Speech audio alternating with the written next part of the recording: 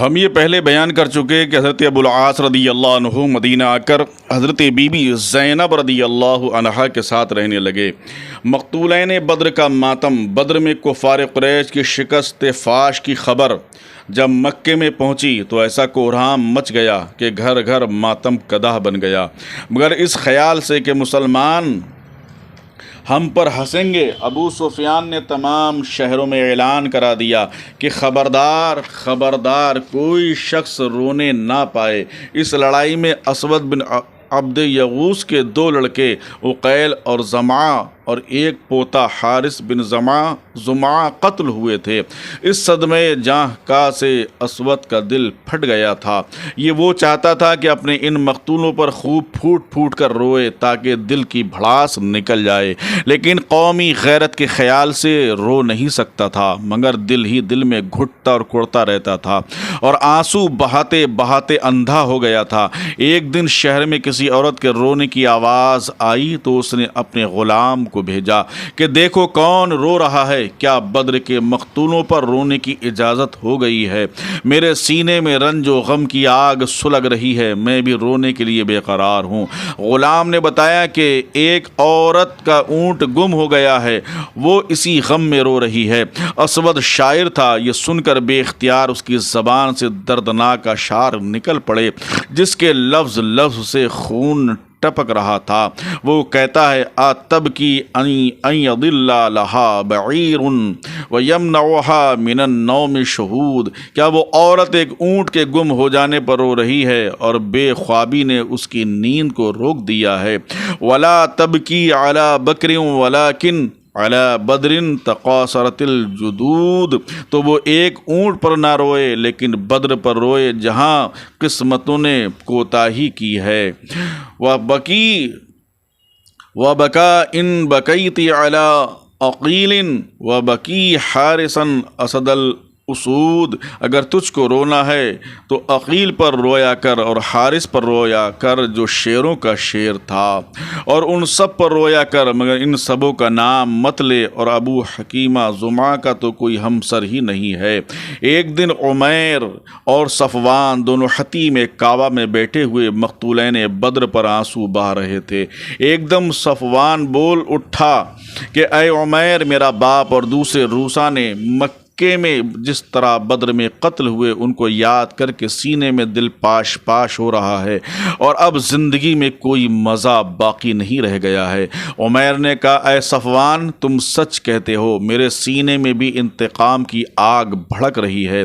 میرے اعزاء و اقربا بھی بدر میں بے دردی کے ساتھ قتل کیے گئے، اور میرا بیٹا مسلمانوں کی قید میں ہے۔ خدا کی قسم اگر میں قرضدار نہ ہوتا اور بال بچوں کی فکر سے دوچار نہ ہوتا تو ابھی ابھی تیز رفتار گھوڑے پر سوار ہو کر مدینہ جاتا اور دم زدن میں دھوکے سے محمد صلی اللہ علیہ وسلم کو قتل کر کے فرار ہو جاتا۔ یہ سن کر صفوان نے کہا کہ اے عمیر، تم اپنے قرض اور بچوں کی ذرا بھی فکر نہ کرو، میں خدا کے گھر میں عہد کرتا ہوں کہ تمہارا سارا قرض ادا کر دوں گا، اور میں تمہارے بچوں کی پرورش کا بھی ذمہ دار ہوں۔ اس معاہدے کے بعد عمیر سیدھا گھر آیا اور زہر میں بجھی ہوئی تلوار لے کر گھوڑے پر سوار ہو گیا۔ جب مدینے میں مسجد نبوی کے قریب پہنچا تو حضرت عمر رضی اللہ تعالیٰ عنہ نے اس کو پکڑ لیا اور اس کا گلا دبائے اور گردن پکڑے ہوئے دربار نبوت میں لے گئے۔ حضور صلی اللہ علیہ وسلم نے پوچھا کہ کیوں اے عمیر، کس ارادے سے آئے ہو؟ جواب دیا کہ اپنے بیٹے کو چھڑانے کے لیے۔ آپ نے فرمایا کہ کیا تم نے اور صفوان نے حتیم کعبہ میں بیٹھ کر میرے قتل کی سازش نہیں کی تھی؟ اللہ اکبر! حضور صلی اللہ علیہ وسلم یہ مکے میں باتیں کر رہے ہیں اور آقا کو مدینے میں خبر ہو رہی ہے۔ عمیر اس راز کی بات سن کر سناٹے میں آ گیا اور کہا کہ میں گواہی دیتا ہوں کہ بے شک آپ اللہ کے رسول ہیں۔ سبحان اللہ! کیونکہ خدا کی قسم میرے اور صفوان کی اس راز کی کسی کو بھی خبر نہ تھی۔ ادھر مکے میں صفوان حضور صلی اللہ علیہ وسلم کے قتل کی خبر سننے کے لیے انتہائی بے قرار تھا اور دن گن گن کر عمیر کے آنے کا انتظار کر رہا تھا، مگر جب اس نے ناگہاں یہ سنا کہ عمیر مسلمان ہو گیا تو فرط حیرت سے اس کے پاؤں کے نیچے کی زمین نکل گئی اور وہ بکھلا گیا۔ حضرت عمیر مسلمان ہو کر مکہ آئے، اور جس طرح وہ پہلے مسلمانوں کے خون کے پیاسے تھے، اب وہ کفار و مشرکین کے جاں کے دشمن بن گئے، اور انتہائی بے خوفی اور بہادری کے ساتھ مکے میں اسلام کی تبلیغ کرنے لگے، یہاں تک کہ ان کی دعوت اسلام سے بڑے بڑے کافروں کے اندھیرے دلوں میں نور ایمان کی روشنی سے اجالا ہو گیا۔ اور یہی عمیر اب صحابی رسول حضرت عمیر رضی اللہ تعالیٰ عنہ کہلانے لگے۔ جو صحابہ کرام جنگ بدر کے جہاد میں شریک ہو گئے وہ تمام صحابہ میں خصوصی شرف کے ساتھ ممتاز ہیں، اور ان خوش نصیبوں کے فضائل میں ایک بہت ہی عظیم الشان فضیلت یہ ہے کہ ان سعادت مندوں کے بارے میں حضور اکرم صلی اللہ علیہ وسلم نے یہ فرمایا کہ بے شک اللہ تعالیٰ اہل بدر سے واقف ہے، اور اس نے یہ فرما دیا ہے کہ تم اب جو عمل چاہو کرو، بلا شبہ تمہارے لیے جنت واجب ہو چکی ہے۔ یہ فرمایا کہ میں نے تمہیں بخش دیا ہے۔ اللہ اکبر۔ ابو لہب جنگ بدر میں شریک نہیں ہو سکا۔ جب کفار قریش شکست کھا کر مکہ واپس آئے تو لوگوں کی زبانی بدر کے حالات سن کر ابو لہب کی انتہائی رنج و ملال ہوا۔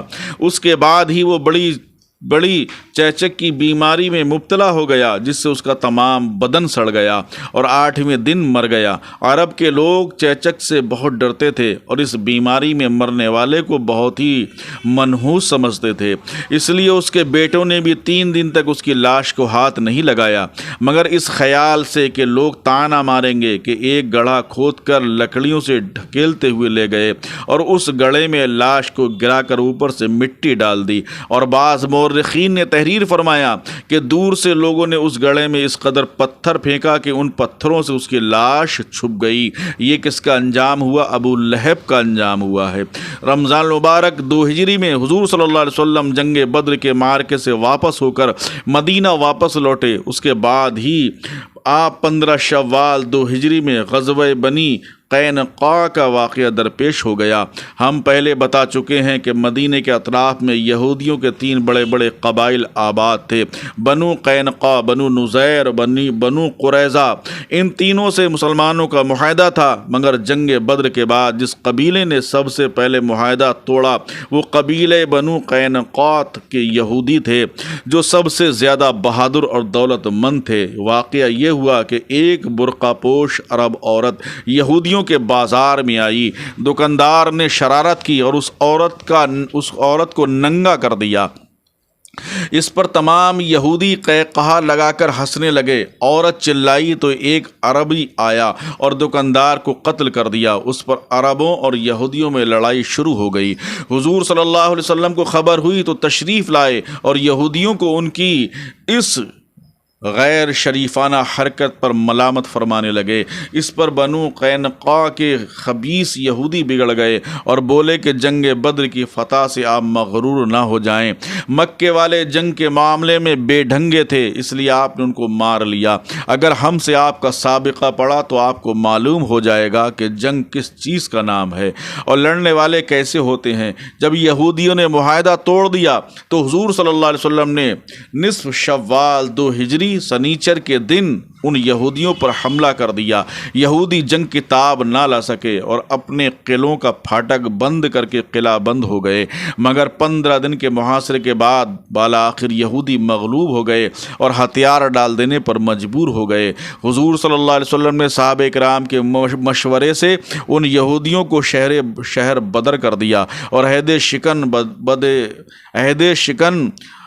بدے ذات یہودی ملک شام کے مقام آذر آیات میں جا کر آباد ہو گئے۔ اور ہم بیان کر چکے ہیں کہ جنگ بدر کے بعد مکے کے ہر گھر میں سرداران قریش کے قتل ہو جانے کا ماتم برپا تھا، اور اپنے مقتولوں کا بدلہ لینے کے لیے مکے کا بچہ مضطرب اور بے قرار تھا۔ چنانچہ غزوہ سویق اور جنگ احد وغیرہ کے لڑائیاں مکے والوں کے اسی جوش و انتقام کا نتیجہ ہے۔